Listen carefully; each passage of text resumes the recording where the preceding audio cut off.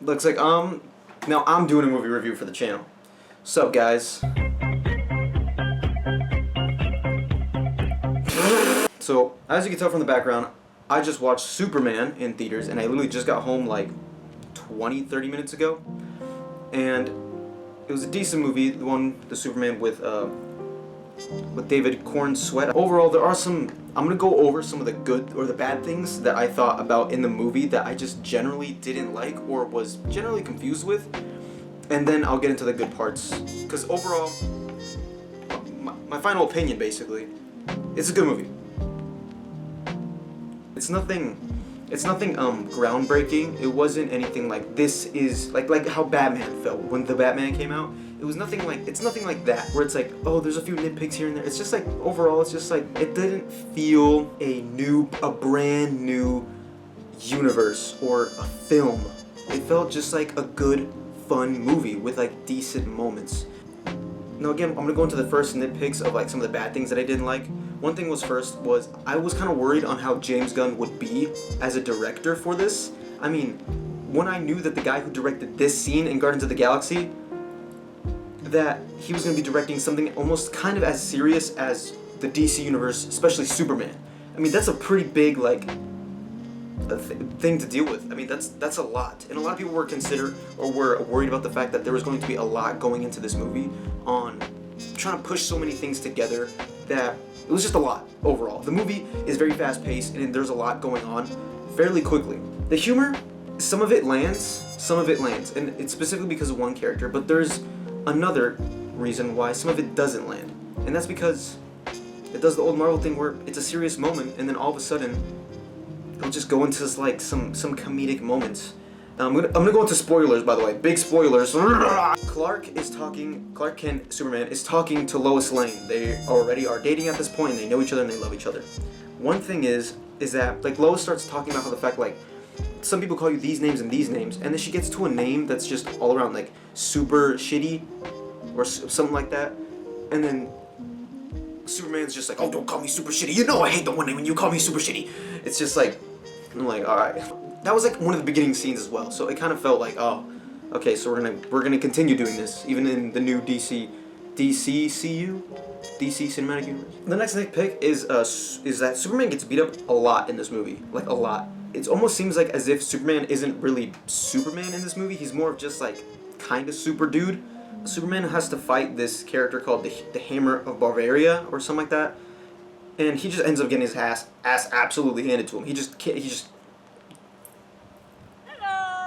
Now, of course, this isn't necessarily a problem because maybe that was the point of the fight scenes, is that there's basically he kind of continuously gets beat up after he lost a battle, and then he heals up from the sun, gets up and goes and fights the Hammer of Bavaria, and then immediately gets taken out again. And it's just like, okay, he gets demolished, almost like Ghost and Roach from Modern Warfare 2 when they fought Shepard. It was like he got beat real bad. And then he continuously kind of has to do that, and then eventually never wins a fight by himself. So he's never really feeling like Superman. He's just kind of feeling like kind of cool dude, and it just isn't very cool. Even when he is in a fight that he doesn't get beat up in, when he's fighting the giant. Now, speaking of the Justice Gang, they're awesome characters, and I absolutely loved this new like feel for Green Lantern. I think it's great, and I think it was super well done. But the unfortunate thing about these characters is that they are side characters in the movie who play a big role, but you know nothing about them. You don't get anything about them. Besides the fact that they're just a weird dynamic where they don't feel like a team. They hate the name that they're called the Justice Gang, and they don't like that. But Green Lantern's the leader because he just appointed himself, so he doesn't care. And that's it. There's no backgrounds to them. That's it. They just show up whenever Superman needs help. David Corn Sweat, he was a good Superman, don't get me wrong. He was great and he looked good as Superman, but he didn't fill the shoes that Henry Cavill had. Henry Cavill was the embodiment of Superman. Like, this dude was straight up Superman. But Corn Sweat, it just wasn't there. That sort of big and loud presence that Superman is supposed to have, it didn't really feel like it when he was in the movie. I don't know if it was because of the actor or just the way James Gunn shot the movie, With Superman, you don't really get that feeling. He just kind of stays as like, I'm trying my best. I'm not a symbol entirely. Even when there are moments where he is a symbol to some people. There's even points where like the country that he's trying to defend ends up waving a flag of him and chanting his name. And now again, so that's not entirely. It couldn't entirely been his fault. The script he was given was good. His line delivery was great. It's just maybe it just wasn't the delivery that made it feel like Superman. Now, with one of the main villains being Lex Luthor, he controls the Hammer of Barvio. I can't remember the name. He controls him because he basically created this other villain to help him beat Superman. And the way he does that is and he just perfectly is able to defeat him using this sort of like player character essentially, where he has a whole control room full of people who are pressing buttons like BY2, boom boom boom, blue 42, bing bop bop, and then YA XX square. You know what I mean? It's like, oh, and then boom boom, and he starts like popping jabs and like throwing mean hooks as soon as he's saying it, controlling him as a player character like it's a Street Fighter or Mortal Kombat, and it works. And honestly, it was pretty cool, and that kind of worked. But his motive was very crybaby-ish. It was like whiny crybaby, like Superman is better than all of us. It makes us feel terrible because how strong he is. Ugh. Ah! It comes off more as just like annoyed. So it just kind of comes off as whiny rather than super villainy more so. And it kind of took me out. I was like, oh. Now another thing, again, this is a James Gunn movie, so I was pretty worried for the fight scenes. Now, majority of them were good, but there was one fight scene that I was like, this feels like Guardians of the Galaxy. This very much feels like Guardians of the Galaxy, which was Mr. Terrific's fight scene. He puts a shield over Lois. He jumps out of the shield with his like little orb things in the air, and then he uses these orb things. He's like sending them off like bam, bada, bada, and then they just start beating the hell out of these guards and even some of the other people in the camp who are just willing to fight. So now he's just beating them up, but the camera's like sort of spinning in this like orbit way around Lois, like showing Lois's face as you see in the background, all these characters getting beat up, and then it shows her point of view spinning still, and then you see the outer view of Mr. Terrific beating up everybody with like sort of 80s, 90s, like punky, rocky, sort of like sounding music, and he's just like doo doo doo, cha,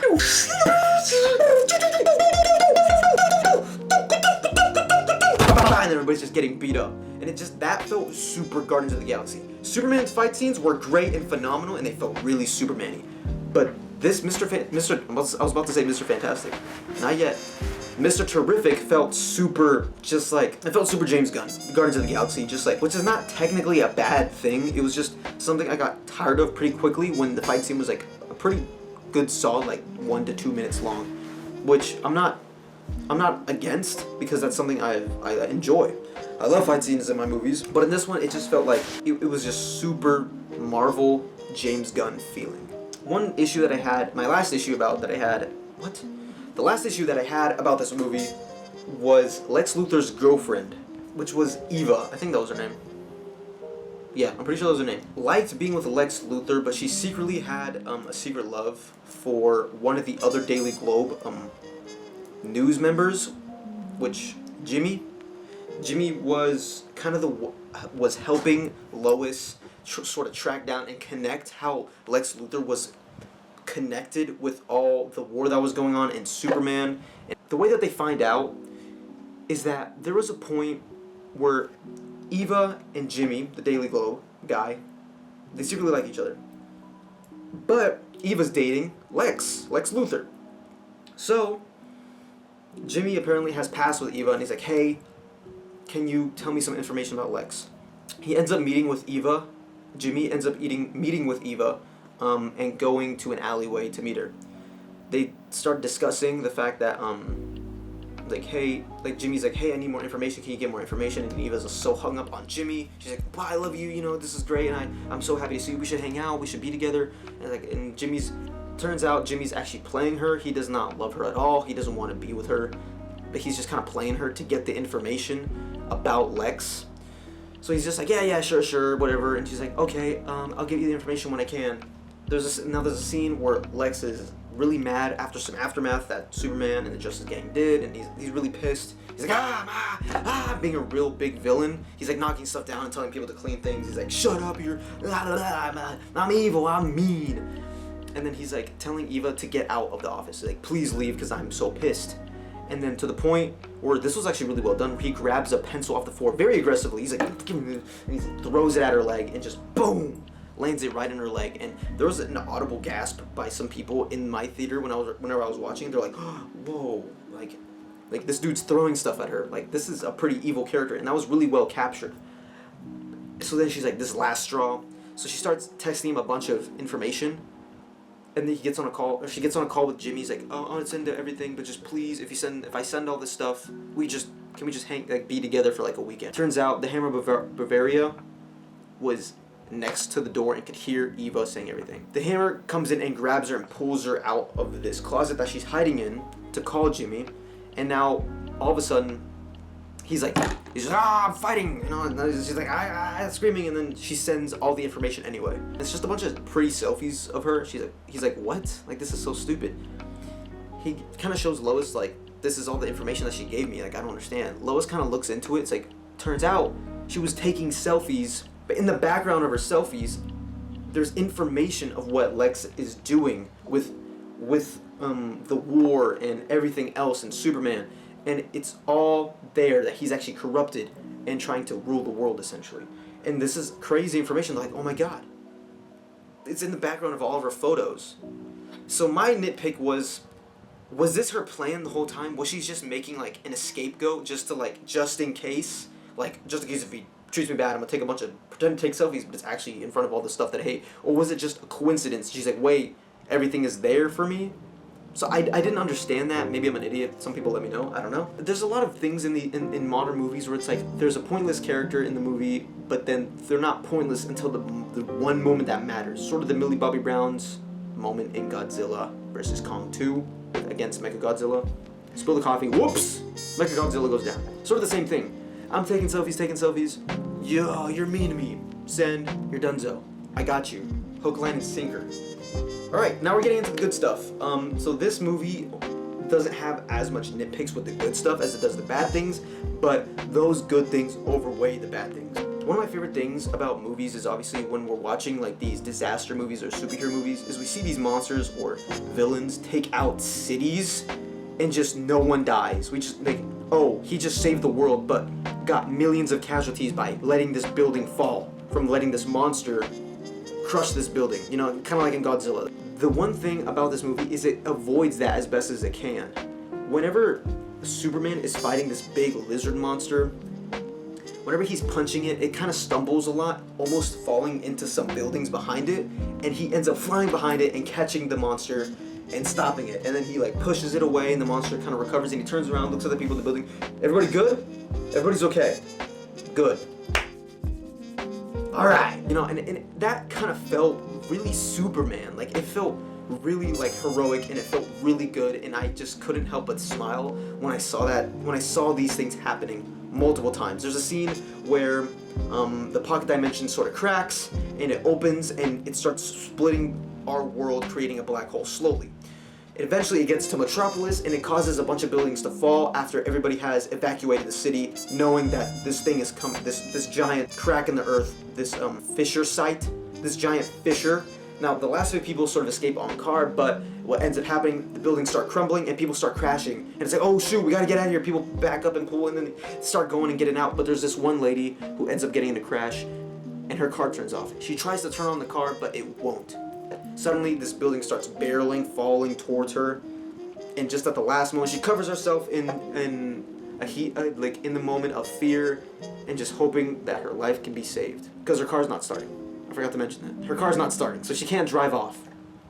In the last moment, the dust kind of clears, and you just see Superman out the side of the car window, just holding up the building, and just looks at her, and she immediately knows what to do. She turns on the car, not being a stupid idiot, like, whoa, Superman. Like in some of those movies where they just see something cool, just stand there, it's like, move! It's just, no, she turns on the car and drives away immediately. And it was so cool because the building crumbles, and then she gets away. And then from the dust, you just see the silhouette of Superman in the sunlight, after just saving this person. It's those little things like that that makes these characters really feel like they're the character. You know, again, I talked about the fight scenes, that majority of them were good, so I'm gonna get into that. Whenever Superman is fighting the monster and stuff like that, and he's in the ending when he's fighting the Hammer of Bavaria, it feels good. Even though he loses a lot of the fights that he's winning and like in the moments that he is winning feels, again, very Superman. They were really cool and overall felt very different when you get the close-ups of him flying and zooming and then saving people and then like beating up this giant monster with like crazy cool moves and like flying into it and whatnot. It just felt really good, and that overall just took the show. You know what I mean? Even though he lost a lot, it just took over that fact. You know what I mean? Like, it just felt super cool. Now, speaking of the superheroes in this movie, the Justice Gang. I went over them and how they're kind of pointless and that they're cool, but that's the thing, is that they're so cool. They are such genuinely, like, badass characters. Like, Hawkgirl didn't have too much of herself in the movie, but the moments that she was in was pretty cool. Another character, Krypto. I haven't gotten really too much into him in this talk, but Krypto was amazing. Krypto was the reason that I think a lot of people was like so interested in this movie, apart from the fact that it's a Superman movie and a reboot. It's just Krypto was the comedic relief of this movie. It wasn't really any other characters like and like other jokes that like, you know, that didn't really land. Like, who cares? I don't care about that stuff. But Krypto was funny because not because of the fact that what Krypto is doing, or you know, he's just, you know, they make him a joke where he dances or does something dumb. It's just the fact that he's just a dog, and you just give a dog superpowers. Crazy stuff is just gonna happen all the time. Like, this is a dog with superpowers, and they lean on that very, very hard. That he's still a dog at heart and is hard to control because he's a dog with superpowers. Like, you can't do too much with that. Actually, I'm gonna cover another pro, is that Lex Luthor's a real villain in this movie. Even though he was whiny, he's a real villain, and the way I'm going to say, or the reason I'm going to say that is because the peak of his villainy was in this scene with Metamorph. Basically what ends up happening is Superman and Metamorph are in the cell, and Metamorph is controlling Superman with the kryptonite, right? Lex Luthor comes in on a little trolley with one of the guys at the beginning of the movie and throughout the movie who's shown to be a real fan of Superman. All he wants to do is be in Superman's presence and help him. He gives him free food, he helped him up whenever he was losing a fight, and he's just trying his best for him. So Lex Luthor brings him into the pocket dimension and has him strapped to a chair. Now immediately he pulls out a revolver and a bullet and starts playing Russian roulette. He's like, tell me some information, tell me everything that you know, and I'm not gonna shoot him, just do it. And Superman obviously denies, he's like, no. And this character, his friend Mali, I think was his name? I forgot his name, I'm sorry. But he's an Indian guy, I think his name was Mali, I can't remember, I'm sorry, but I'm just gonna call him Mali. Mali's like, don't tell him anything, it's okay, I don't have friends, I don't have family, I'm alone, I don't have anybody, so don't worry about me, don't tell him anything. Even though he barely knows Superman like that, he's still willing to fight for him. He immediately pulls the trigger and he doesn't die, because it's Russian roulette. So he's like, okay, fine. He takes out the bullet, puts it back in, and spins the thing and clips it, or slips the cylinder back into the pistol. You better tell me some information, you better tell me. And Superman's like, oh, no, please don't, stop. Like, okay, no, don't. But Molly's still like, don't tell him anything, don't tell him anything. He pulls the trigger, and Molly's dead. He dies, right on the spot. And he's like, even Lex Luthor was like, oh, well, that happened a lot faster. I thought it was going to be a lot longer, but oh well. So now, Molly's like, oh my god, he's just dead. He falls over, slumped on the chair, and then falls off the chair. And Superman's like, no, wailing. And it's just super good and super crazy how just like this was the peak of Lex Luthor's villainy. It doesn't get any better than that, and they don't stay on that sort of feeling of his villainy, aside the fact that he's maybe verbally and a kind of a douchebag. But that's about it. You know what I mean? Because that's the thing. It's like with these villains in these movies, they don't actually want to get their hands dirty. They just kind of like, henchman. That's the common thing. So that's why it was like, that was a cool thing, but it sucks that they didn't hang on it. This movie overall has more nitpicks, like bad nitpicks. But again, they're just nitpicks and small things. But the other good things about the movie that are blatantly like good nitpicks, they overshadow the bad ones. And that's what made this movie honestly really good. I would honestly just suggest a lot of people just like, if you're just looking for a good, fun movie to maybe watch with your family. So, but yeah, it wasn't something game-changing, like this is completely different like how it felt with the Batman movie. It was just a good fun movie that was like, honestly, I could watch another one. He's a good Superman. If they can bring Krypto back, perfect. And the way that the direction, I think, is a good and better overall direction that they should just continue walking on while taking into consideration other people's opinions. And that's it. Stay freaky.